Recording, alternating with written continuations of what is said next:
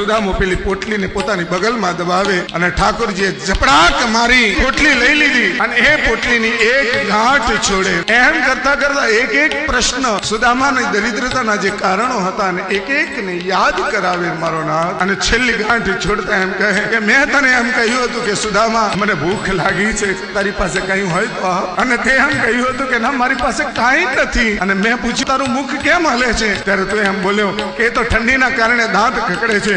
ખરેખર સાચું બોલ, ચણા ચાવતો હતો ને? આ વાત જ્યાં બોલ્યા અને ઠાકોરજીએ ગાંઠ ખોલી, કબૂલાત કરી સુદામાએ પોતાના ભૂલની, એની દરિદ્રતા દૂર થઈ. ઠાકોરજી એક એક મુઠ્ઠી પર આરોગવા લાગ્યા. સુદામાના શ્રી મસ્તક ઉપરની ઉપર ઠાકોરજી હાથ ફેરવ્યો અને મસ્તકમાં લખેલું હતું શ્રી ક્ષ અને ય.